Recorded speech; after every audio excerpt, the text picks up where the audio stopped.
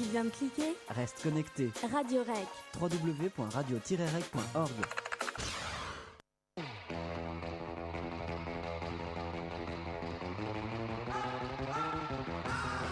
Tous les jeudis de 19h30 à 20h30 sur Radio Rec, c'est Cinebdo.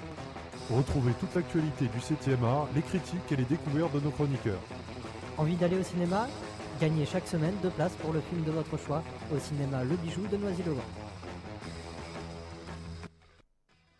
Bonsoir à tous, bonsoir à toutes et bienvenue dans cette nouvelle édition de cette formidable émission, ma foi, qui est Cinebdo.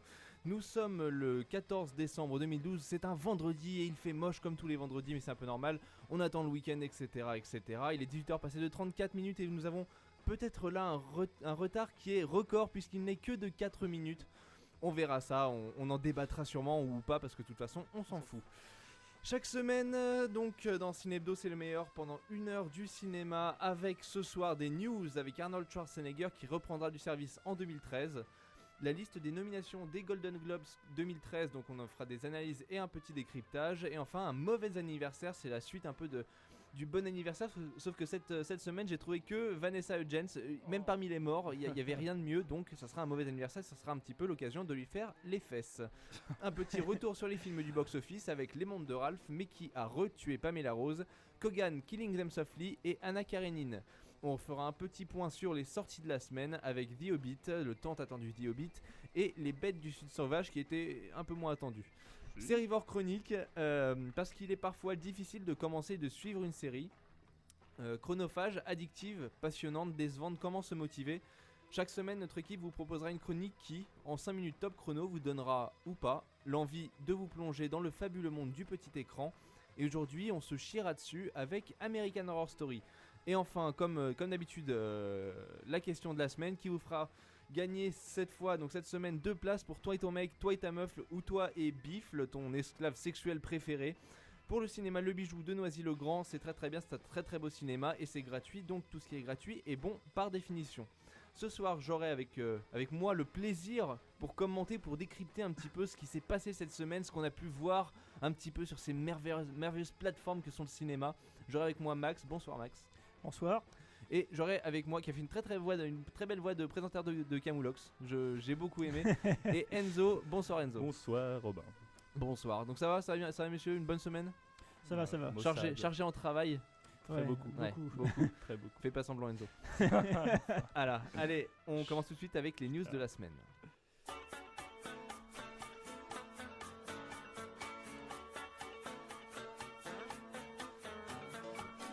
Les news cinéma sont dans Cinebdo sur Radio Rec.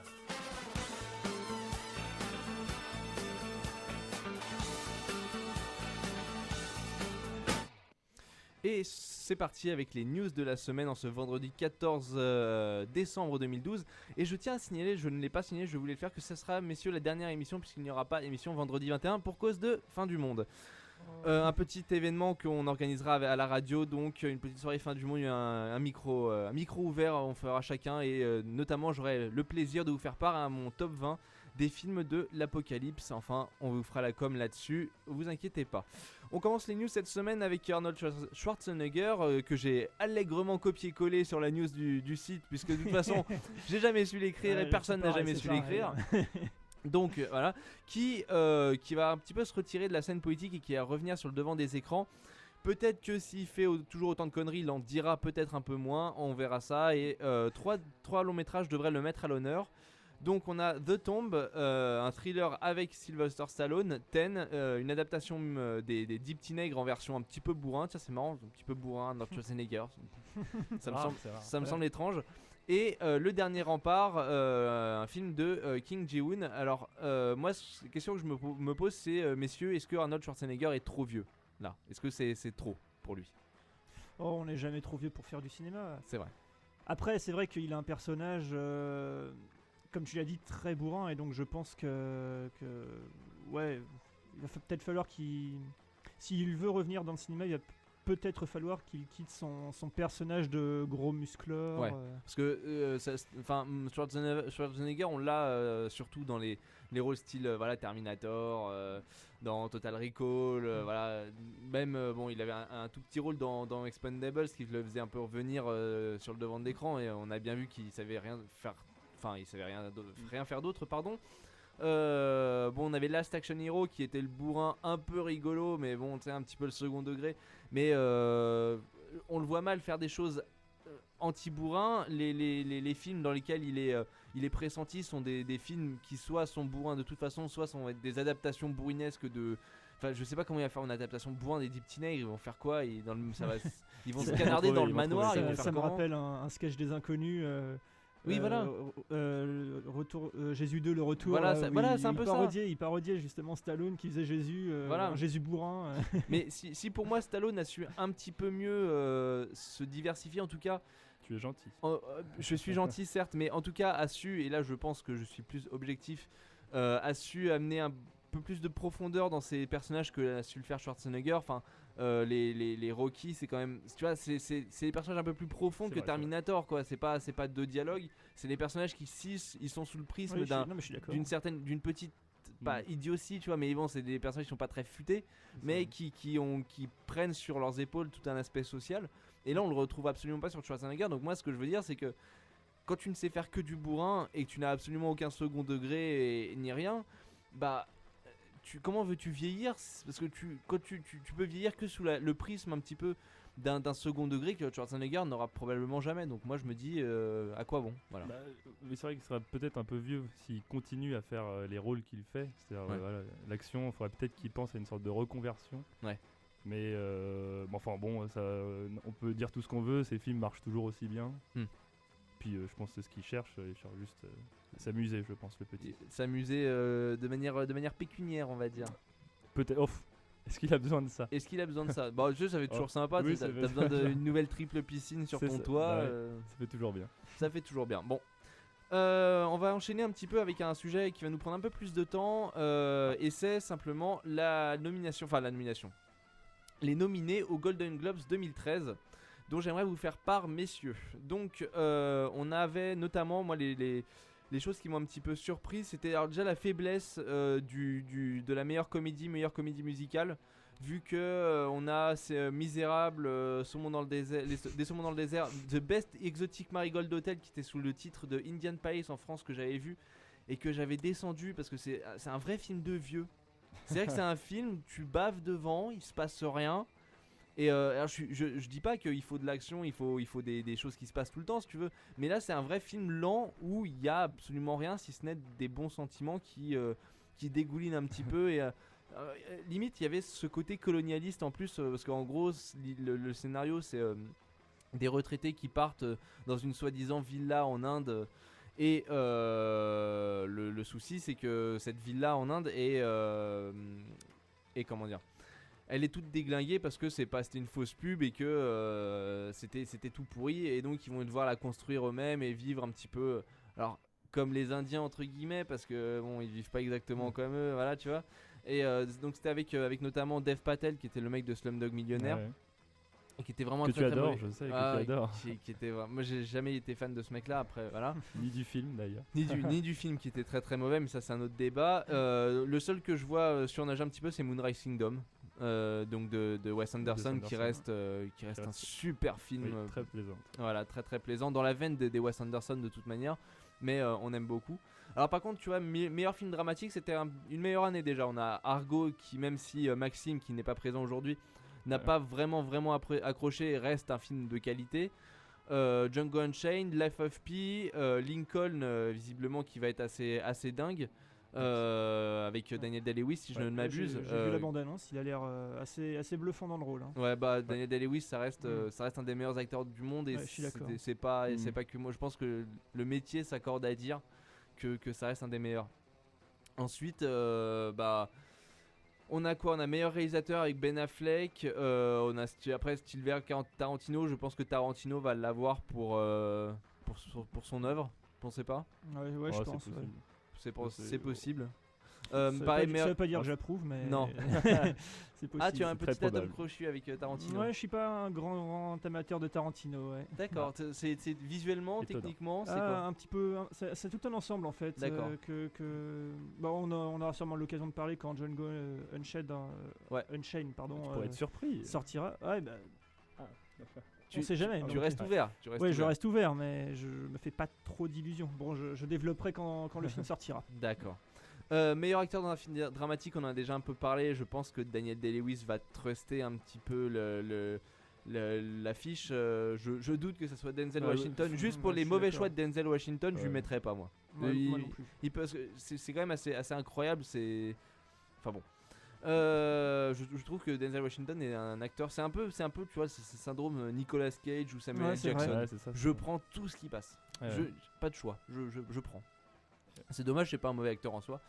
Alors on a quand même Marion Cotillard pour meilleure actrice dans un film dramatique avec De Rouille et d'Os. Vous l'aviez vu, messieurs? Oui. Un bon point pour Cotillard. Vous pensez qu'elle peut rivaliser? Oui, non. Pour- Je sais pas, c'est difficile à dire. Ouais, c'est vrai. Je sais qu'Hélène Mirren est très bonne actrice aussi. Mhm. Bon, le film Hitchcock dans lequel elle joue n'est pas encore sorti, mais bon, j'ai vu la bande-annonce. C'est moi d'ailleurs qui l'ai posté sur la page Facebook. Ouais. Bon, elle a l'air pas mal aussi, donc. Ouais. Naomi Watts, j'y crois pas trop. Non, c'est Non, un peu trop. surtout dans ce film-là. Ouais, surtout dans ce Impossible film-là, qui ouais, reste. ouais.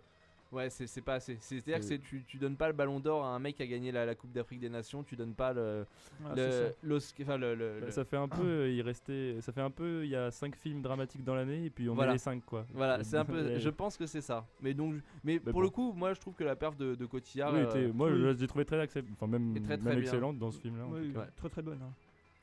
Ensuite, meilleur acteur dans une comédie musicale. Alors, à voir la performance de Hugh Jackman, c'est un acteur qui est très irrégulier pour moi, dans Ça, lequel c'est sûr. je peux le voir dans des films exceptionnels, style The Fontaine, n'est-ce pas? de Fontaine, de Prestige, et dans des films exécrables et tout cracra comme Australia. Je sais pas si vous vous souvenez de celui-là avec Oui, Nicole oui, Kidman. il était Kidman. bien long. Et je crois que c'est le. Bon, alors par contre, je pense que j'ai jamais autant observé un buisson de ma vie. Ah oui. C'est-à-dire qu'il y a Il est des très fort, buissons oui. secs, sur un peu partout. Et t'en as tellement marre des deux qui se font des bisous et des papouilles. ça, Tu regardes ouais. les buissons, et ben je peux te dire qu'il y a de très jolis buissons. Et je pense Bah, il que y avait de très jolis paysages. je pense, voilà, mais je pense que le Très- directeur buisson est à mettre à crédit ici. Sinon, pas grand monde derrière. Meryl Streep dans Offsprings, qui est pas encore sorti, je crois. Non. Je doute qu'elle l'ait véritablement. Meilleur acteur dans un second rôle. Alors là c'est là où comment dire. Django Unchained est très présent, où on a DiCaprio et Christoph Waltz. Alors, il y a eu le choix d'Alan Arkin dans Argo, qui est pas un mauvais acteur, mais dont j'aurais préféré la présence de Bryan Cranston, si tu veux. Simplement pour sa qualité de jeu d'acteur et ses capacités à ne jamais être enfermé dans un seul rôle. Et quoi qu'on en dise, s'il y a de très bons acteurs, il y a peu d'acteurs qui sont capables de se diversifier autant, je trouve, que Bryan Cranston. C'est vrai, mais il faut dire que là, on le juge vraiment pour sa prestation dans Argo, donc même alors, si, oui, Maxime qui avait vu le film nous Moi, je avait l'ai pas dit, vu, je l'ai pas vu, Maxime, mais- Je l'ai pas vu non plus. Maxime nous avait dit qu'il avait été très très bon dans le film, Ah, encore d'accord. une fois. Donc voilà. Après, il est vrai que là, pour le coup, c'est peut-être la catégorie la plus serrée, vu qu'on a quand même DiCaprio avec Django Unchained qui a l'air d'être un sacré méchant et qui il y a de quoi faire. Il y a de voilà, la matière à. il y a de quoi faire. Il y a Tommy Lee Jones aussi qui peut être pas mal, parce que Tommy Lee Jones, quand il se réveille un peu et qui se laisse pas un petit peu porter sur son rôle habituel de vieux pépé, peut être vraiment très très sympa. CF No Country for Old Men notamment. Mm. Et Christoph Waltz qui est un petit peu le mec que tout le monde connaît depuis 25 ans, alors que ça fait 2 ans qu'il est connu. Non mais ça, tout le monde dit ah ouais, Christopher Waltz, j'adorais, notamment ouais quand j'étais petit. Non, ça fait pas longtemps. Ne bluffe pas mon garçon. Mais qui reste un excellent acteur, sûrement pour une des catégories les plus disputées. Meilleure actrice dans un second rôle. Où là, alors peut-être Nicole Kidman dans The Paperboy, il paraît qu'elle avait fait elle avait fait Oui, à ce qui sensation. paraît, c'est vrai. Voilà. On retrouve Helen Hunt. On retrouve des actrices qui sont Les classiques. hein, Another Way dans Les Misérables. Another Way que j'ai jamais trouvé être une très bonne actrice. Enzo, Non, si, je suis tout à fait d'accord. C'est vrai que c'est choix. J'ai- Toujours une j'ai- question de choix Ouais. dans ces rôles. Ouais, voilà, c'est bon. Ensuite, on a meilleur scénario avec donc Zero Dark Thirty, Mark Ball. Alors, c'est les noms de scénaristes qu'on connaît peu, à part Quentin Tarantino, etc. Est-ce que, voilà, pour revenir un petit peu, Quentin Tarantino en scénariste, le nom, est-ce que ça peut jouer ou je pense véritablement qu'on a affaire à des experts qui seront tranchés quand même. Mais les publics se disent forcément c'est Tarantino. Mais bon, je pense que notamment pour Lincoln, ça peut être intéressant de voir un petit peu Ce que ça va le donner, nouveau ça. travail. Ouais. C'est vrai. Voilà. Meilleur film étranger, donc là on a il y a le Amour qui est présent, il y a Les Intouchables qui sont présents, Les Intouchables et Dorier Dos, donc ça fait et Amour, ça fait trois Beaucoup de français. ça fait trois films français. Cocorico. Ouais. Cocorico, une belle année. Intouchable, c'est crédible. Non. Non. Vous aviez vu le film, Oui, messieurs? j'ai vu oui. le film. Des Une avis. très Alors, jolie salle, je vous bien propose remplie. qu'on se pose un petit flashback. peu. Un flashback. Alors vos retours, on va commencer par toi, Enzo. Mon retour. C'est pas. Je n'ai pas trouvé que c'était un mauvais film en soi. C'est vrai que j'ai ri, je l'avoue. Oui. Je l'avoue. Après, sa place ici, face à tous les films qu'il y a, je pense pas que ce soit la comédie à retenir de l'année, sachant que. C'est un peu trop axé grand public pour toi. C'est-à-dire que c'est Ouais, trop, c'est trop je comprends généraliste. pas avec tous les pays qu'il y a. Pourquoi ce film-là pourquoi celui-là en fait? Pourquoi ce type de comédie un peu facile, je trouve quand même si elle est drôle, très facile à C'est faire. d'accord, dans c'est l'aspect peu d'originalité quoi. Ça fait un peu dans la nomination. C'est ça fait un peu. Ils l'ont pris parce qu'il y a eu une grosse hype au-dessus. Ils ont pas voulu faire de recherche quoi. Ils se sont dit. J'ai l'impression. C'est vrai que on va pas se taper 3 films biélorusses de 3 après, heures. on retrouve. Ouais, c'est ça. C'est vrai. Après, on retrouve quand même Amour qui lui beaucoup plus. Amour qui vient aussi par Cannes. Hein. Oui, c'est vrai. Donc après beaucoup plus discret, mis à part ça. Voilà. Intouchable. Max, des retours sur Intouchable? Ouais, moi aussi je suis allé voir le film, j'ai rigolé évidemment. Après, bon, c'est pas la plus grande comédie que j'ai jamais vue de toute ma vie. Même Omar Sy a eu le César du meilleur acteur, je l'aurais même pas donné. Oui, c'était bien. Je sais même pas si je l'aurais nominé en fait. D'accord. Bon, mais ils étaient obligés de le nominer. Oui, vu le succès du film évidemment. Ouais, bon après oui, je me suis marré. Je suis pas trop d'accord avec ce qu'il montre, une sorte de mixité sociale, tout ça. Je trouve que c'est un peu facile, mais bon. Ouais, c'est sûr. Ouais. C'est un peu facile comme pour montrer. plaire. Il y a le bon mec, le vieux aigri, et on les met ensemble et pouf, ça va bien et la société va mieux. Voilà, c'est ça. Voilà. Je pense que c'est aussi ça qui a pu résonner dans la liste. D'accord. Mais moi j'avais écouté, j'ai fait le même constat que vous, j'ai ri. Mais assez rapidement, j'ai eu moins honte que vous à rire, j'ai l'impression. Et j'ai beaucoup ri. Cette vraiment, facilité. J'ai rigolé, je reconnais. Cette facilité, mais tu vois, cette facilité et notamment donc dans le thème de la mixité sociale, je l'ai pas trouvée gênante dans le sens où je l'ai trouvée pour une fois assumée dans son exacerbation, pardon. C'est-à-dire que il y avait, pour moi, c'était pas vraiment c'était plus un prétexte pour pousser des personnalités très très différentes. Face à la rencontre, etc. Mais pour moi, le film marchait beaucoup plus par punchline que par véritable désir de t'inculquer quelque chose. Après, je suis d'accord que je le mettrai pas dans la liste non plus.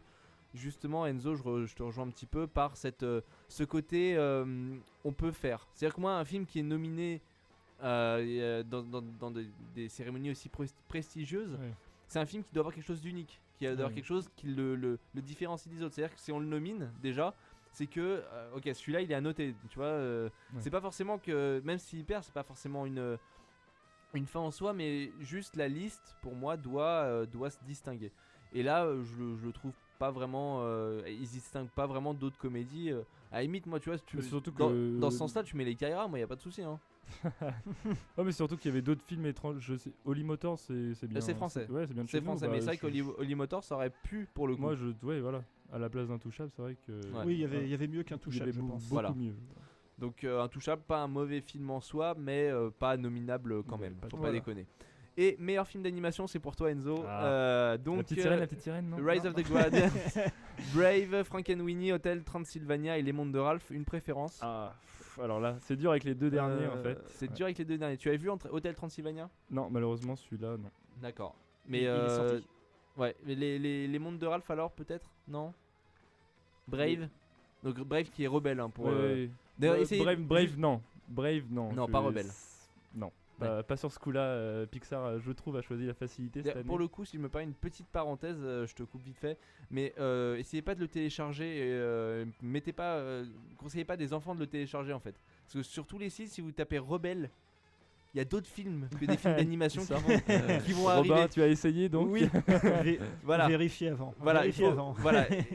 Ou mettez Rebelle 2012 ou je vous conseille de mettre Brave 2012 pour vraiment prendre aucun risque. Et faites attention. Donc, Enzo. Oui, c'est un choix assez difficile. Enfin, bon, moi j'éliminerais direct Frankenweenie et Rebelle, voilà, qui m'ont vraiment tout simplement très peu touché et j'ai je très peu ri en fait. Ouais. Mais en fait, finalement, c'est les Mondes de Ralph versus les 5 légendes. Et Hotel Transylvanie, je l'ai pas vu donc je ne peux rien dire pour l'instant. Donc c'est un score serré. Mais je pense vraiment c'est une très très bonne année pour les films d'animation en tout cas. Ouais, c'est vrai. Et donc voilà. C'est vrai. Messieurs, on a fait le tour de ces nominations et je vous propose de souhaiter un mauvais anniversaire à une actrice qu'on n'aime pas, à savoir Vanessa Hudgens. Donc tu aimes pas, attention. Ah oui, c'est vrai qu'on a un spécialiste de Disney. Alors toi qui as suivi un petit peu la carrière de Hudgens, donc c'est les High School Musical, est-ce qu'elle est si mauvaise que ça? Enzo, je te pose la question, est-ce qu'elle est irrécupérable? En fait, allez, fais-toi l'avocat du diable. Objectivement. Il faut tout simplement dire qu'il y a des acteurs Disney qui font très bien des Disney et c'est vraiment un autre état d'esprit, je pense, dans les acteurs. Mais là, je te parle de reconversion. Ah. Parce que je te pose cette question au regard d'un film dans lequel elle a joué en 2010 qui est Sucker Punch. Oui, que j'avais vu et apprécié. Oui, pareillement. Enfin, elle joue un peu de mémoire, le rôle de la sotte, de ce que je me rappelle. De la sotte, mais un peu aguicheuse quand même. Oui, bien sûr. Une très bande sexy. C'est très sexy, voilà. Mais après, pourquoi pas. Mais donc du coup, je l'avais trouvé pas forcément. Je m'étais un peu sorti de la tête qu'elle s'appelle Jens, etc. Oui. Je l'avais pas trouvé si non crédible que ça. Non, tout autant que le personnage principal qui était Emily Browning, je crois, de mémoire. Ouais, c'est ça. C'est je trouve le même style d'actrice, c'est-à-dire. Comment dire ça? Ouais, une actrice. Mais tu penses qu'elle tente de s'en sortir parce que là on voit qu'elle va jouer dans Machete Kills qui est la suite de Machete de Robert Rodriguez qui était une belle histoire. C'est parce qu'elle a la même tête que Michelle Rodriguez. Ouais, c'est plus ça. Ça sera sa fille. Mais toi tu penses véritablement qu'il n'y a pas de reconversion parce que regarde, il y a des acteurs Disney qui ont été formés par Disney qui se sont bien sortis. Regarde Ryan Gosling par exemple. C'est vrai. Tu vois, c'est vrai. Qui s'est... Alors, je la vois en fait, à part les deux styles, c'est-à-dire qu'elle a fait, donc à part les gros blockbusters Disney, donc High School et tout ça, donc on l'a vu, et le genre de fille qu'elle joue dans Sucker Punch et qu'elle va sûrement jouer dans Machete. Vraiment, je pense que ça va être c'est à peu les près mêmes la même genres.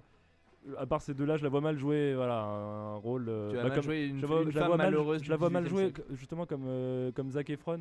Je la vois mal jouer des films que Zac Efron a réussi à faire ce temps-ci. Ouais. Plus ou moins bien d'ailleurs. Plus ou moins bien, mais il les a fait. Je la vois mal de sortir de ça en fait. D'accord. Je pense pas adapté. Donc toi, c'est soit la petite fillerette dans la comédie rose, soit la fille aguicheuse qui est vite fait mexicaine parce qu'elle a des dents écartées. C'est ça. D'accord, ça marche. Donc un destin très déterministe pour cette chère Vanessa, mais bon. T'as de l'argent. Si tu m'écoutes Vanessa, surprends-moi. T'as de l'argent, t'en plains pas. On ne demande qu'à se tromper. Voilà, oui, c'est ça, vrai, exactement. Totalement. Messieurs, avant d'enchaîner sur le box-office, les sorties de la semaine et la question de la semaine, je vous propose de faire une petite pause. Musica, voilà exactement. Ça va commencer tout de suite avec 16 Bits. Ah voilà, non, alors on va Max qui va nous chanter Vamos a la playa a cappella avec un mauvais micro. Bon, il devient absolument rouge. Allez, vite, on met 16 Bit Lotitas, Overboard, Underwater, c'est sorti en 2012, c'est de l'album Supermarket, c'est très très bon, c'est de la minimale, on se retrouve dans 9 minutes. Oui, c'est de la minimale, c'est toujours un peu long. A tout de suite.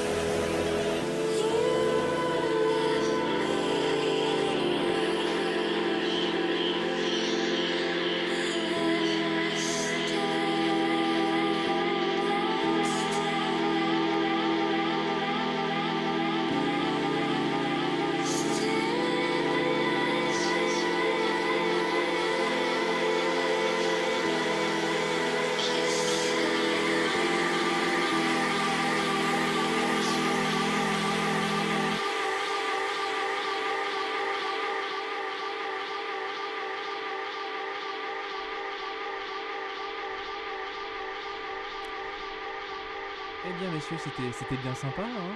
Moi j'ai beaucoup apprécié la Ah ouais, musique. c'était vachement bien. Surtout C'était- le milieu. Surtout le milieu. Surtout, ouais. Moi j'ai bien aimé la petite voix, etc. En tout cas, bref, Très c'est le. sensuel, très sensuel. Exactement. Tu peux pas t'imaginer à quel point tu as raison. C'est maintenant l'heure du box office.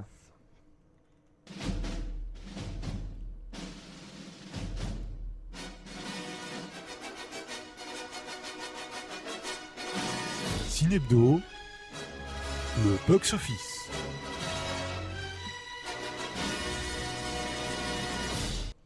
Oui, parce que j'ai oublié les nouveaux génériques en fait, donc vous tapez les anciens.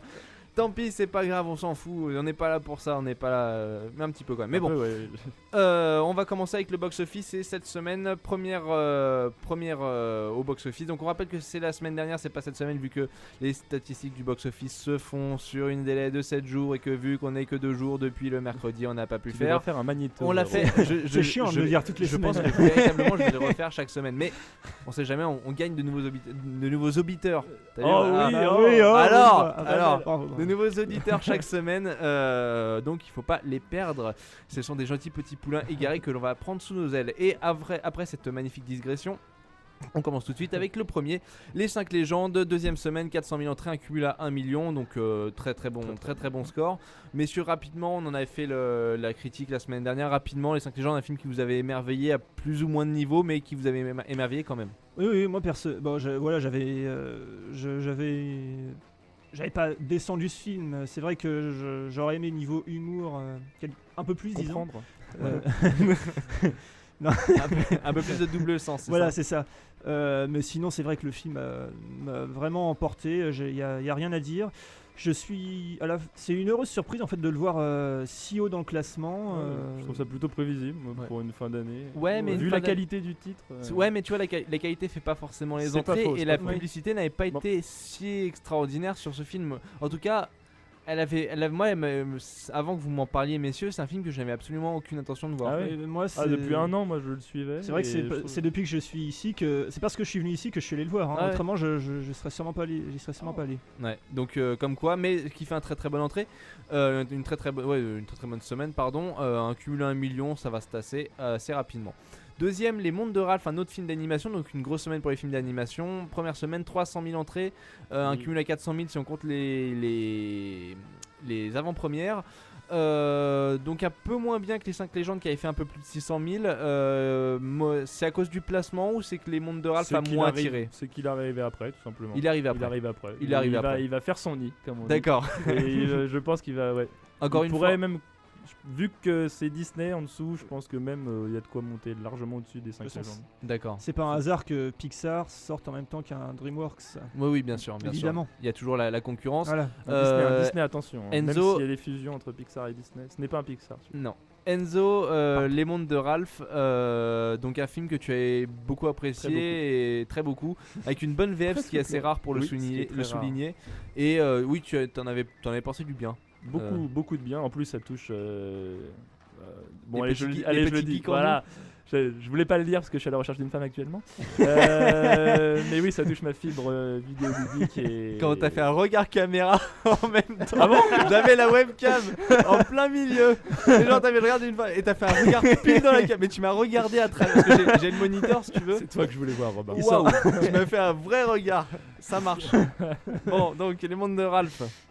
Oui, donc très bien, vraiment beaucoup de références, très travaillé, l'univers très travaillé. Je crois mon petit bémol de la semaine dernière, j'avais parlé de la musique non originale en fait. Hein. Ils sont contentés de rechercher ce qu'il y avait actuellement, ce qui se passait à la radio et puis pap. À ne pas confondre avec l'ambiance sonore si je me souviens bien. Oui, l'ambiance sonore qui elle était excellente. D'accord. Et vraiment très belle retranscription de ce qu'on ressentent les geeks en ce moment. Ça marche. Troisième populaire, deuxième semaine à 240 000 entrées, cumulé à 650 000. On va pas en parler trop parce qu'on avait déjà déjà parlé, mais un film qui vous avait enthousiasmé et qu'on vous encourage à voir.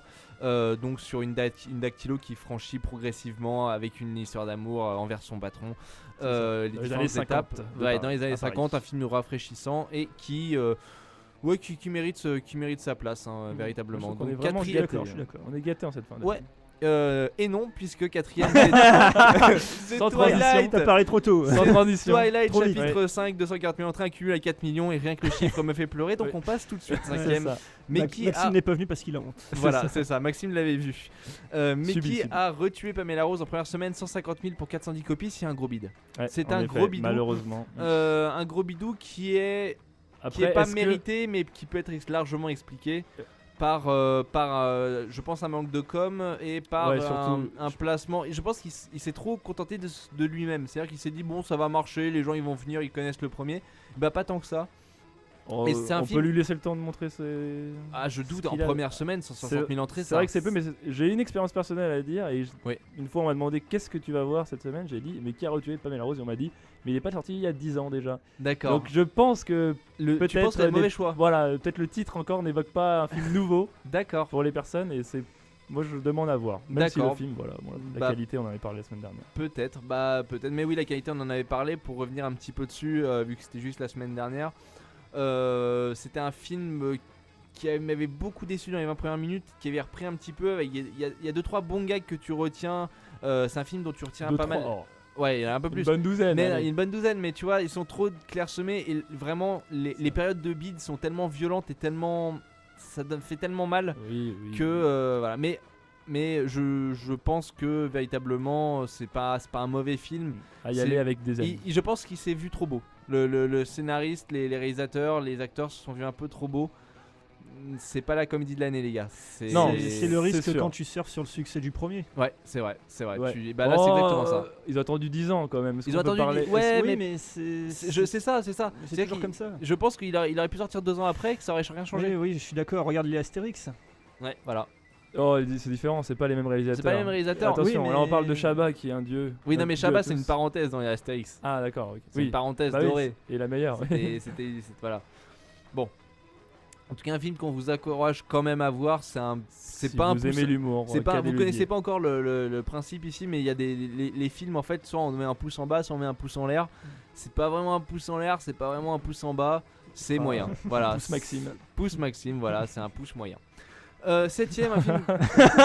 C'est pas comme ça que je voulais le dire. Mais non, mais- bon, Maxime, si tu nous écoutes, hein, les absents ont toujours tort. C'est ça. Sixième, Skyfall, ça on en a parlé, juste pour dire Ouais. que c'est à 5 500 000 entrées Ouais, et que c'est assez exceptionnel. Si jamais vous l'avez pas vu pour des raisons X ou Y, courez parce que ça vaut le coup. Septième, Kogan, Killing Them Softly, première semaine à 125 000 entrées, un film moyen qui surfe trop un petit peu sur les codes du genre, tu nous avais dit C'est Enzo. exactement ça, et je pense que malheureusement, lui, je suis pas optimiste par rapport à son score. Je pense qu'il a stagné et se ramasser lamentablement. Après 140 copies, c'est pas énorme. Moi, je n'ai pas vu le Oui, c'est film, vrai. mais personnellement, à l'instant où j'ai vu la bande-annonce, où j'ai lu le synopsis, je m'attendais à un Oui, à bide. ce genre, c'est vrai que Franchement, c'est. D'accord.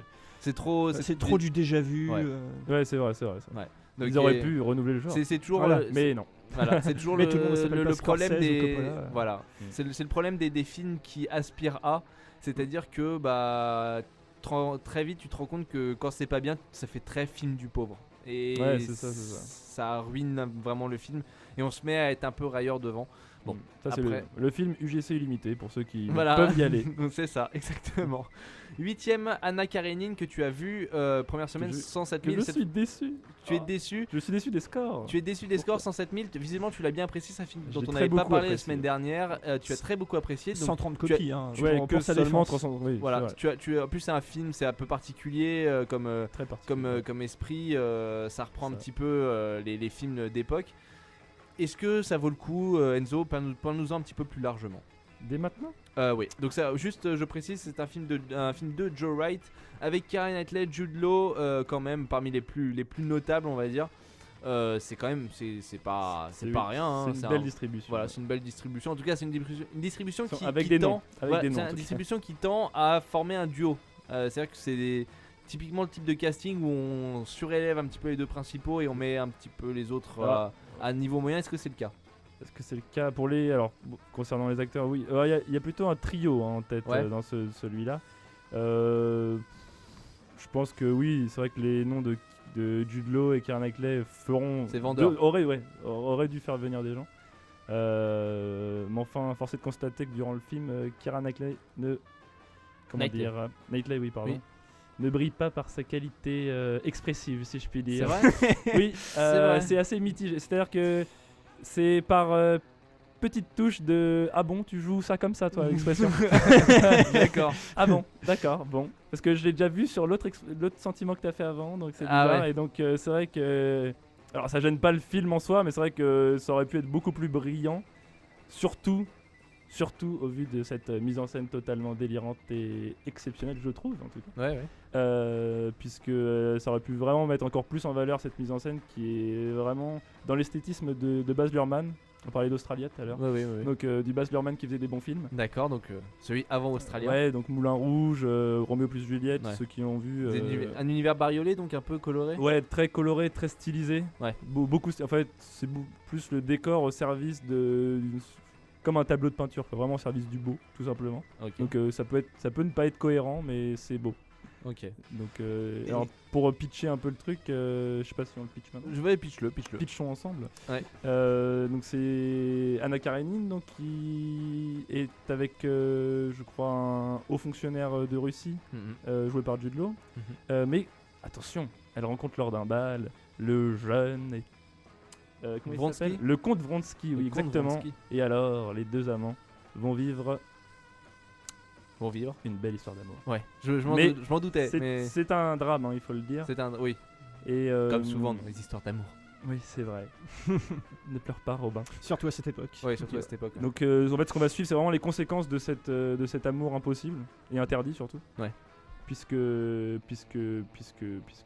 bourgeoisie, et donc ils n'ont pas le droit, ils ont pas le droit de faire ces choses-là là-bas. Non. Et bon, l'histoire. Alors, il faut dire que c'est tiré d'un livre de Tolstoï. Hein. Ah oui. Je pense que vraiment la mise en scène de ce film est. Tu l'as pas vu d'ailleurs? Non, j'ai pas vu. D'accord, je m'attendais à ton avis. Alors je vais le vendre. Alors, je vais le vendre. Lâche-toi. Je vais le vendre. Parce que la mise en scène est totalement tonitruante. C'est-à-dire que les 20 premières minutes, je pense que c'est vraiment les 20 premières minutes. Allez, je me lance. De l'année. D'accord. Pour une ouverture de film, c'est-à-dire que ça te met dedans. Il n'y a aucun temps mort. 0 temps mort, c'est rare. Ouais, je trouve pour une intro, c'est dur à faire. Il y a 0 temps mort du fait. En fait, l'histoire se passe dans un. Il faut voir ça. L'histoire se déroule dans un théâtre en fait. Donc c'est-à-dire qu'on voit les personnages s'animer dans ce théâtre et toute l'histoire va se passer dans ce théâtre. C'est un huis clos ? Non, justement, c'est hyper dur à expliquer. En vrai. C'est-à-dire que la mise en scène se passe dans le théâtre. D'accord, mais avec les décors vont s'enchaîner dans ce théâtre. D'accord. Tout en étant ailleurs. Donc c'est-à-dire que le tableau change, hop, on est dans le bureau. Et puis, alors pour donner un exemple très simple, donc c'est-à-dire que quelqu'un s'installe on voit le décor du bureau arriver sur la scène du théâtre. Un dialogue s'entreprend et lors du chant contre chant, hop, on rend compte qu'on est vraiment dans une vraie pièce. D'accord. Et donc ça fluidifie énormément le récit, ce qui fait qu'il y a vraiment 0 temps mort. Ouais, c'est ça, il n'y a pas de recours au gros procédé, il n'y a pas de fondu, il n'y a pas de flashback. C'est ça. Oui, c'est ça. Voilà, il n'y a pas du tout ça. Il y a vraiment des très bonnes idées de transition comme ça, ce qui fait que pendant la première moitié, la grosse première moitié du film, c'est que ça tout le temps. Donc vraiment, on est emporté par. C'est un dynamisme. C'est un dynamisme vraiment exceptionnel. Bon après, malheureusement, alors je sais pas pourquoi, mais deuxième moitié, il retombe dans le classicisme. Donc moins d'effets de ce genre, mais enfin c'est tout aussi acceptable. J'avais noté aussi la musique, musique. Ça c'est très important. La musique. Toi qui est un grand amateur de musique. Ah, moi j'adore. Et la musique que j'ai perdu le nom du bonhomme. Oui. Qu'est-ce qu'il faut le signifier pour rendre à ce trésor? Dario Marianelli. Dario Marianelli. Lui-même fait vraiment surtout des valses très jolies dans un peu avec les sonorités russes qu'on connaît. Et comme je disais, ce qui manquait au monde de Ralph, c'est vraiment un thème. Et lui, là, donc il y a un thème récurrent qu'on pourrait, un peu à la manière des Star Wars, tout ça, attacher à des personnages spécifiques. D'accord. Donc à chaque fois qu'un personnage ou un type de sentiment arrive dans le film, ce thème arrive et donc on ressort avec un thème en tête. Et je suppose que les thèmes s'attachent bien au personnage, parce que ça peut être plus ou moins bien réussi. Là, totalement, très expressif, très, très lyrique d'ailleurs pendant tout le film, vraiment très poétique. Très Max, t'avais une question en début de... Oui, j'y reviendrai après à cette question. Déjà, j'avais envie de te demander comment sont les acteurs en fait. Parce qu'on connaît bien Jude Law, on connaît bien Keira Knightley. J'ai l'impression qu'en fait ces deux acteurs ils ont été pris comme un argument de vente. C'est ça, et je trouve que c'est moi personnellement je les connais pas, voire pareillement, voire pas du tout. J'en avais vu zéro les autres, et je trouve justement que les deux qui sont censés faire vendre alors soit c'est leur rôle qui Ouais. veut ça, mais c'est pas eux qui vraiment tiennent le film en fait. D'accord. C'est eux les personnages principaux on peut dire, mais c'est pas ceux qui font la plus grosse performance parce que donc Aaron Taylor Johnson, lui impose son style, il faut dire. C'est lui qui a le rôle principal, c'est ça? C'est lui l'amant en fait. D'accord. Lui Ok. on peut dire que c'est lui le rôle principal. Et Kelly MacDonald aussi qui joue vraiment un très grand rôle avec Alicia Vikander. D'accord. Et moi justement, ce que je voulais dire tout à l'heure, c'est que j'ai l'impression que ce film, il a pas eu une très bonne publicité. Non, pas du tout. Non. Peu- C'est vrai que une très bonne l'affiche. promotion. C'est-à-dire que l'affiche, tu comprends absolument rien. C'est trop. Là pour le coup. L'affiche, ouais. Elle Bah, est, en elle est fait, trop il lourde. y a vraiment ce. Alors, je sais pas, je pense que c'est voulu du réalisateur, vraiment cet esthétisme stick, pardon. Baroque, c'est-à-dire beaucoup d'ornements partout, tout Oui, le temps, c'est vrai. beaucoup de mouvements. Mhm. Voilà, on connaît le baroque pour ça. Et vraiment, cette volonté de. Comment dire? De mettre en scène les corps. Donc, les corps, parfois, juste au service du beau, en fait. Donc, pas du tout dans le récit. T'as parfois des corps qui sont immobiles et qui se mettent à se mouvoir au vu d'une action ou autre. Bah, Et écoute. c'est vraiment très poétique. je Ouais, bah, trouve. c'est très intéressant et bah, tu nous l'as bien vendu donc Enzo pouce en l'air. Double pouce en l'air. Double pour bah vas-y je t'en prie caméra. Voilà. Voilà. Pour ceux qui suivent pas assez en vidéo bah voilà. Voilà. On vous encourage à voir un podcast vidéo, c'est sur YouTube, c'est simple comme bonjour et comme ça vous verrez le double pouce en l'air d'Enzo. On enchaîne Quel pouce. avec 9ème Argo dans sa 5ème semaine qui a atteint le million et c'est pas mal. Un film qui avait un petit peu déçu Maxime, on n'a pas eu l'occasion de le voir nous. On pourra pas vous donner de contrepoint, mais en tout cas c'est un film qui a une certaine qualité, mais qui a peut-être été un petit peu survendu, notamment au niveau de sa qualité. Et 10ème, Nico le petit Rennes 2, dont on avait dit qu'il avait le Toujours. nom le plus ridicule C'est de ça. cette année.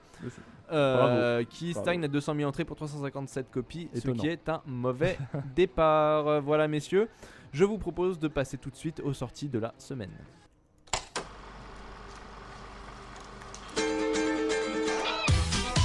Maintenant, c'est quoi dans Cinebdo? Eh ben, c'est les sorties de la semaine.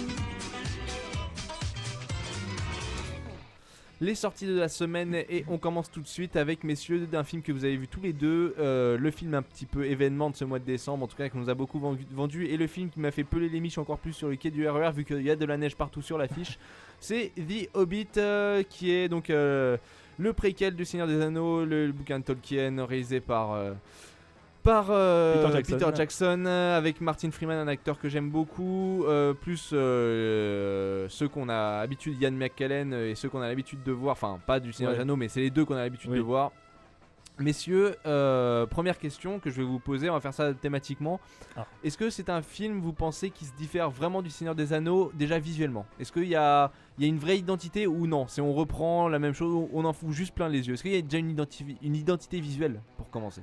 Moi, je trouve que c'est on en met plein les yeux. On en met plein Vraiment. les yeux.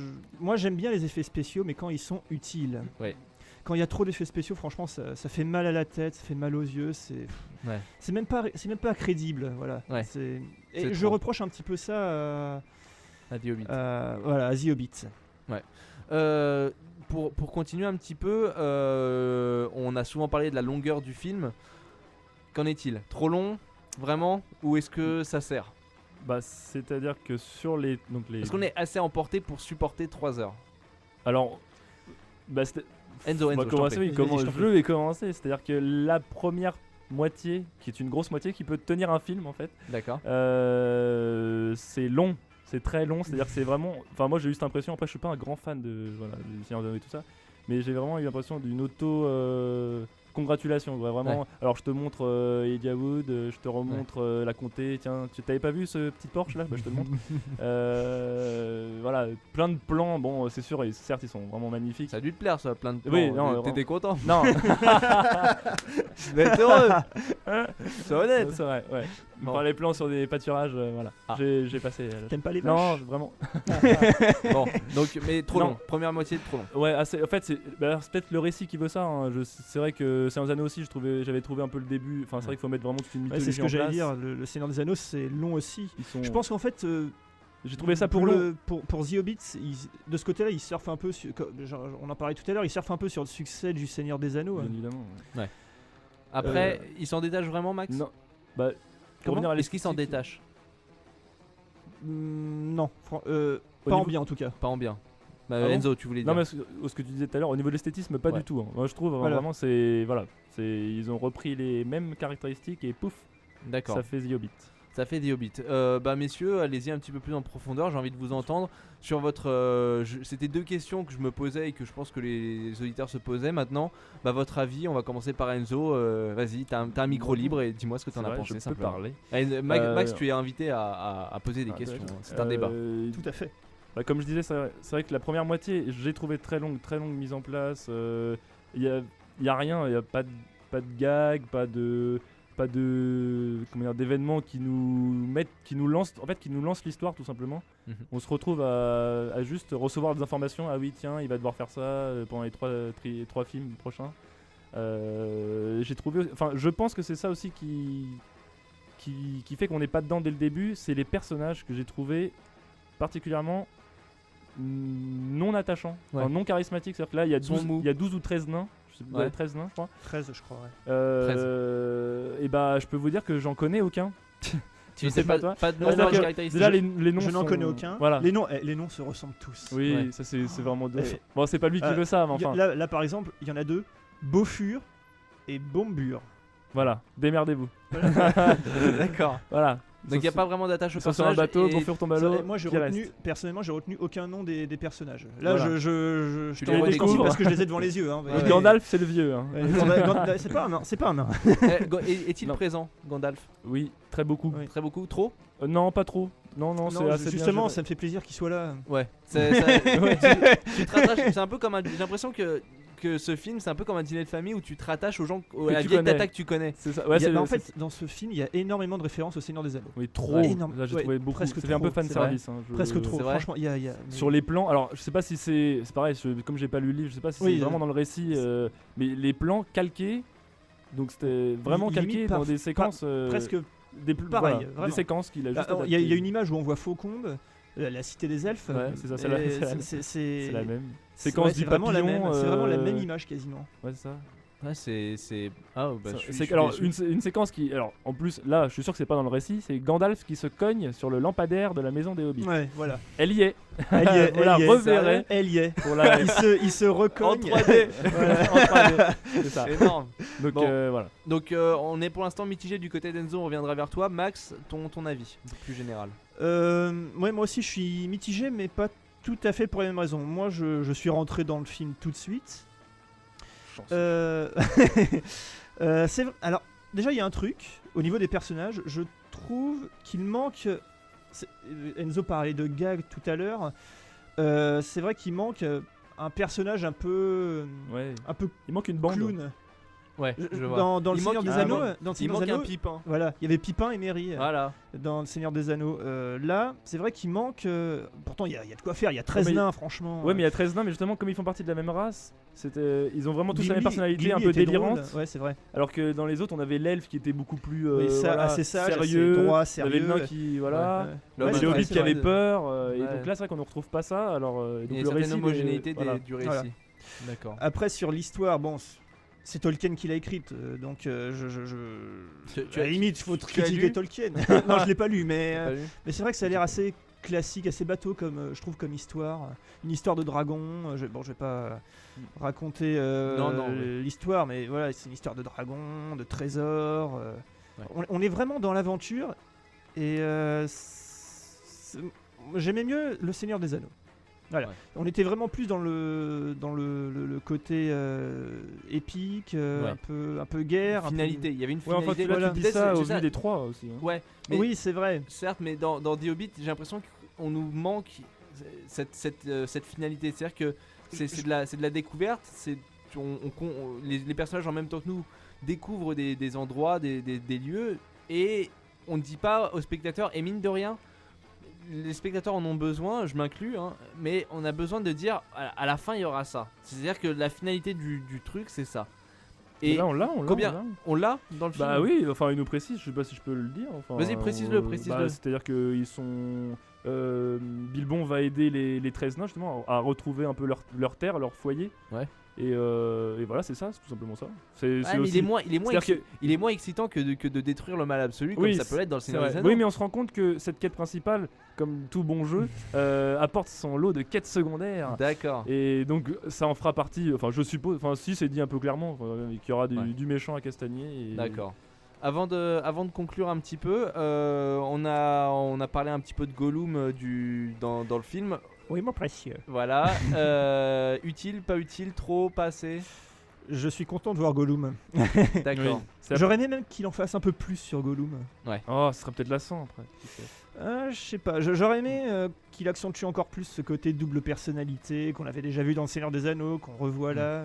Et la perf d'Andy Serkis, le mec qui est sous franchement, c'est lui l'acteur du film. Voilà, franchement. Il est impressionnant. Cet acteur est assez impressionnant. 20 minutes avant les scènes où il arrive, c'est à partir de là vraiment que le film se lance, c'est-à-dire au bout de 2 heures. On sent que quand on commence à voir Gollum, on commence à voir l'anneau. Voilà. On sent que là, il y a tout un mythe qui commence. Il y a vraiment un rythme qui s'installe. Il y a vraiment un rythme qui s'installe.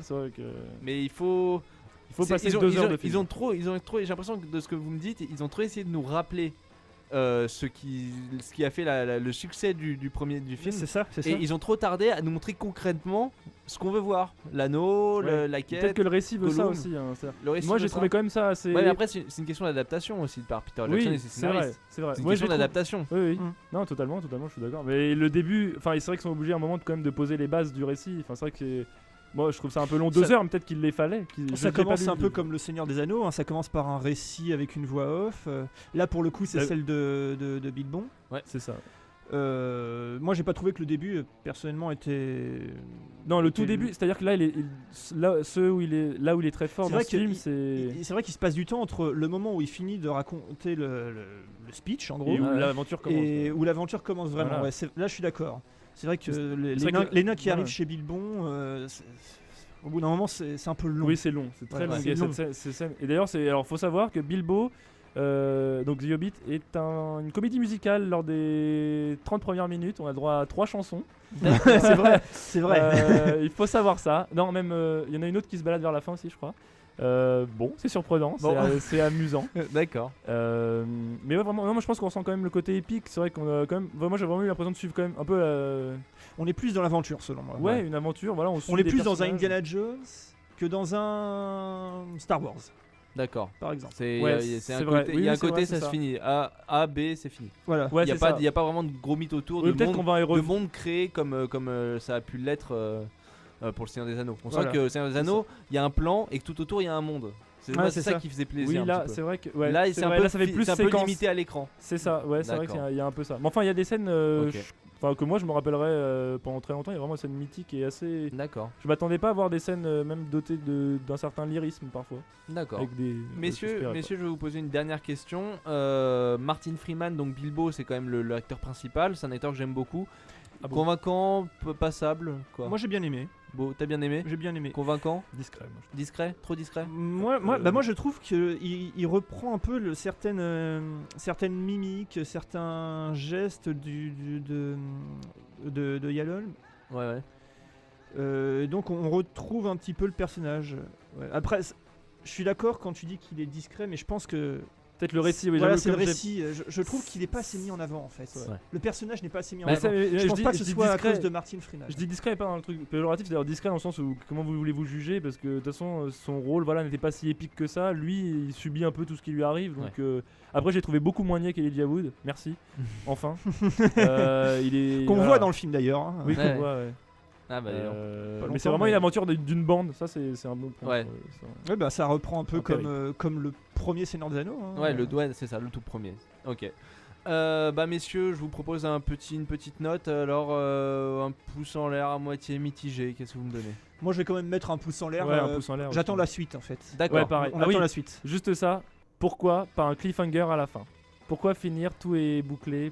Ça c'est Peter. J'aurais aimé... Au cas où le film est un bide, on prend pas de risque. C'est vrai que ça fait tout boucler à la fin avec les fins habituelles qu'on reconnaît dans ce genre de blockbuster. Voilà, tout le monde est gentil, avec les mêmes fins, les mêmes phrases calquées. Vraiment, il a pris un calque. Et c'est vraiment dommage parce qu'à certains moments du film, je me dis ça va finir comme ça. Et non, il faut qu'il boucle ça. Je pensais que ça allait finir sur Gollum personnellement. Et là, voilà, on s'attendait à la fin et non. Là, c'était dommage. Ça, c'était du vraiment déjà très vu dommage pour le coup. Très dommage. Bon. Du bisounours. Messieurs, on va enchaîner assez rapidement avec Les Bêtes du Sud Sauvage, le premier film de Ben Zeitlin qui est passé vraiment inaperçu pour le coup. Prix du meilleur film, je crois, à Sundance. Ouais, qui est un très très bon film de film indépendant que tu es allé voir, Enzo. Oui. Alors, qu'en plaisir. est-il? Le pitch est un petit peu spécial. Le pitch est très. Je pourrais même pas vous. Enfin, si je pourrais vous le résumer. En gros, c'est une fille et son père qui vit dans le bayou. Ouais. Et donc qui sont totalement seuls au milieu du bayou justement. Et on va les voir un peu à la manière de. Quel film fait ça? Quel film fait ça? Ça m'a l'air d'être un film unique. Ouais, son genre. dans la mise en scène Sans t'en rendre et dans compte, tu viens de lui faire un l'histoire. compliment. Oui, c'est vrai. Non, mais c'est-à-dire que c'est vraiment l'histoire. Enfin, c'est vrai qu'en lisant l'histoire, ça donne pas envie. C'est vrai. Mais dès qu'on rentre dedans, la mise en scène est vraiment très particulière. C'est vraiment assez organique. C'est vraiment le bonhomme. Il avait une caméra en main et puis il la balade comme ça derrière les protagonistes, qui eux subissent les actions. Donc ils subissent un peu les forces de la nature, les forces. Ouais, de Fifi et papa contre les forces de la nature, c'est ça? c'est un peu ça. C'est-à-dire qu'on suit les affres de la Un vie peu de comme ces The deux Road, personnages. peut-être, avec Ouais, Viggo Mortensen. Ouais, c'est vrai, c'est un peu ça. un peu ça. C'est même comme en fait, c'est un peu comme beaucoup de films, c'est-à-dire qu'il subit. On va observer les conséquences d'un événement qui arrive dans la vie des protagonistes, quoi. Ouais. Et donc c'est vrai, mais c'est surtout la mise en scène qui est vraiment intéressante, dans le sens où c'est assez intimiste, ouais. En fait, c'est ça qui est. C'est assez intimiste, c'est un peu. Je dirais pas que c'est du Terrence Malick où il filme des mains pendant 2 heures, mais c'est vraiment. Déjà, il faut signifier la performance totalement délirante de la petite fille. Ouais. Qui s'appelle par son prénom, que je ne citerai pas parce que c'est imprononçable. D'accord. Oh, allez, lance-toi. Je te la tente. Ça doit valoir beaucoup de points au Scrabble. Hein, Ouais, quand je même. te la tente ou pas? Allez, vas-y, tente. Je te demande Hush Puppy. Et alors, non, c'est le nom de Non, ça, l'actrice. c'est Le nom de l'actrice, ok. Kuvenzane ou Alice.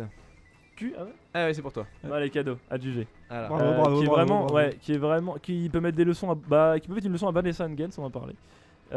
Parce que son rôle n'est pas facile à jouer. Elle joue vraiment un rôle. En fait, il existe une relation hyper mature entre la fille et son père. Parfois ils font des disputes presque. Robin, tu connais ça sûrement, des disputes un peu de couple. Genre, ça c'est ton quoi de la maison, ça c'est le mien. Tu dépasses pas ça, sinon voilà, D'accord. je te fais pas On manger. rappelle que Enzo cherche une femme. Voilà, je rappelle 06 77 41 94 05. Et donc c'est vraiment très intéressant que le réalisateur ait pu faire jouer cette fille. Et surtout dans cet univers qui est totalement ça fait un peu, il se balade, pour vous donner une idée, il se balade sur l'eau avec le derrière d'un pick-up, quoi. D'accord. Et voilà, ils sont là et ça donne des plans totalement C'est un peu délirants. réaliste, ouais. Et alors, c'est impression générale? Impression générale vraiment touchant, poétique. Il se passe pas grand chose comme Oui, vous pouvez oui, le bien constater, sûr. mais voilà, il arrive des événements et Ça vous t'a eu, suivez toi? cette histoire. Ouais, moi ça m'a touché vraiment. D'accord. Pouce en l'air? Pouce en l'air, ouais. Pouce en l'air, allez. Pouce en l'air. Pouce en l'air. On va enchaîner tout de suite avec Seriver Chronique, dont je n'ai plus le générique évidemment. Je l'aurai Je peux l'année le faire. prochaine. Mais donc cette semaine, je vous propose de vous présenter American Horror Story, qui est une série qui est sortie donc il n'y a pas si longtemps que ça. Et bah écoutez messieurs, je me lance. Je me lance. Lance-toi. Allez, lance-toi. Veux-tu qu'on te lance? Voilà. Non, je vais me lancer tout seul, t'inquiète. Ouais. J'ai peur là. Donc justement, une série qui fait peur. Depuis La famille Adams, rien de bien excitant au sein d'un thème qui, quoi qu'on en dise, ne fait pas l'unanimité. Ce n'est pas pour rien si les séries qui peuvent horrifier se cachent derrière une thématique précise. Certes, si The Walking Dead, X-Files, voire même True Blood, pour ne citer que, ont cette capacité d'effrayer, ce n'est jamais le prisme premier d'une série. Le cinéma s'étant approprié les codes de l'horreur qui lui ont longtemps été exclusifs, la série télé a préféré opter pour l'histoire policière ou familiale, au mieux la saga. Enfin, pas cette fois. Et je serais même tenté de reformuler, pas cette fois, enfin. American Horror Story est une série qui s'applique. Caractéristique du renouveau du genre à la fin des années 2000, le but de la série est inscrit dans son titre. Simpliste, me direz-vous, que de n'axer une série que sur sa thématique. Au contraire, surtout la thématique de l'horreur, car les fans du genre sont bien souvent des petits malins geekoïdes, ne jurant que sur ce qui a été, très critiques sur ce qui est et ultra exigeants sur ce qui sera. American Horror Story veut faire peur, donc, et c'est le cas. En ce sens, une attention et un sens du détail est particulièrement attaché à la série. On se retrouve ici dans la triptyque classique basique du film d'horreur de qualité, visuel, ambiance et son.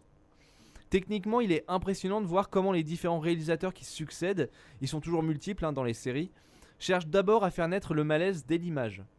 Les plans sont toujours aussi alambiqués que les maisons hantées et les asiles qui y sont représentés. Les angles sont meurtris, déformés. On recherche la lumière comme on recherche notre souffle après une longue apnée.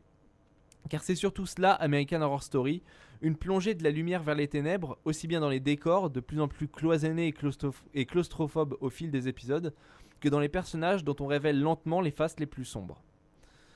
La série de Ryan Murphy et Brad Falchuk, qui ont travaillé sur Nip Tuck et Glee, allez savoir, se targue également d'une pléiade d'acteurs que vous connaissez sûrement peut-être déjà, comme Zachary Quinto, Joseph Fiennes ou James Cromwell, et d'autres peut-être moins, et c'est dommage. Car, et c'est souvent le cas dans les séries états-uniennes, quoi qu'on en dise, et peut-être plus que dans toutes les autres séries, le casting est impeccable. Les personnages embrassent leur rôle avec passion, tellement que c'en est à croire, si vous n'êtes pas un féru de la recherche de filmographie, que le casting est un peu trop simple. On en vient à penser que les personnages, aidés par une mise en scène impeccable certes et une identité photographique marquée, ne sont plus que des incarnations des différents maux, travers et vices de l'être humain. Ne vous attachez pas aux personnages cependant, pas plus qu'au décor. La première saison et la deuxième qui est en cours n'ont rien à voir. Nouveau lieu, nouvelle terreur. Si la première saison copie peut-être un peu trop vite à votre goût la famille Addams dans son rapport à chaque membre de la famille, à la figure de la maison hantée, aux fantômes dans la cave, aux autres pendus dans le grenier, sautez directement à la deuxième saison. Encore plus profonde que la première, plus sadique, plus fantastique et étrangement plus humaine aussi. Elle devient une de ces séries pour qui on plaque tout l'espace de 40 minutes.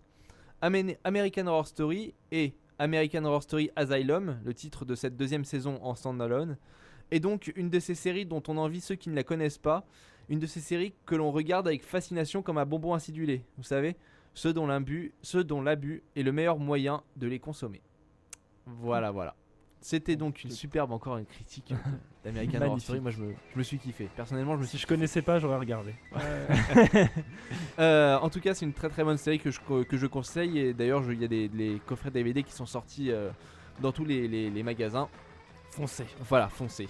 Messieurs, on va finir cette émission avec le concours de la semaine. Le concours de la semaine en partenariat avec le cinéma Le Bijou de Noisy-le-Grand. www.cinéma-lebijou.fr.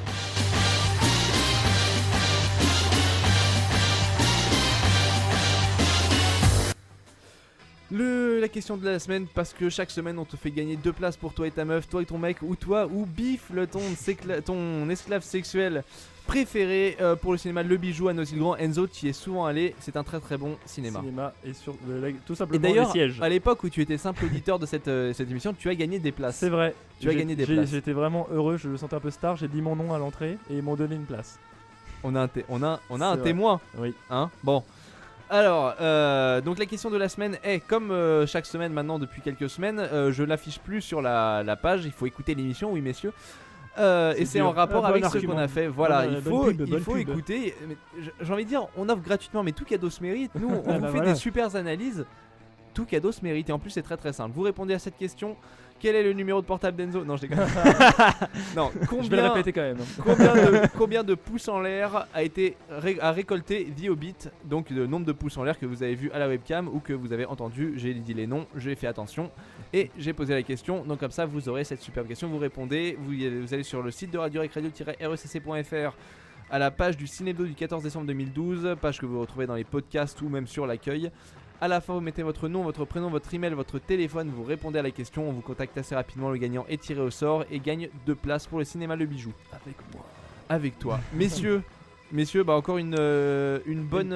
Enzo peut faire l'esclave sexuel. Hein. Voilà, exactement. Encore une bonne émission, j'ai envie de vous dire, messieurs. Ça s'est bien passé, non? Parfait. Nickel. On se quitte avec un peu de drum and bass, Net Sky, Iron Heart, ça date de 2008. Il avait 19 ans quand il a fait ça, le petit salaud. Pas mal. Oui, mon gars. Pas mal. On se retrouve pas la semaine prochaine, mais on se retrouve en 2013, vu que la semaine prochaine, ça sera évidemment le rendez-vous pour l'émission spéciale de la fin du monde. On vous tiendra au courant bien entendu sur le site radio-rec.fr et sur les pages Facebook. On se retrouve dans une heure, dans 3 quarts d'heure, vu qu'à 20h30 c'est Score Plus, avec un super débat qui a enflammé Facebook. On a reçu beaucoup de commentaires. Est-ce que le PSG va-t-il changer de logo et donc d'identité, et est-ce que l'argent peut-il amener l'identité d'un club? Messieurs, je vous laisse et on se dit à en 2013. Pour nous, à le 21 avec mon super top 20 des films de l'apocalypse. Et de toute façon, il n'y aura pas de podcast le lendemain vu que ça sera la fin du monde. On se fait des gros bisous et on se retrouve en 2013 avec encore plus de films, encore plus de news et encore plus de séries. Je vous aime. Moi plus. Amen. Bonne soirée.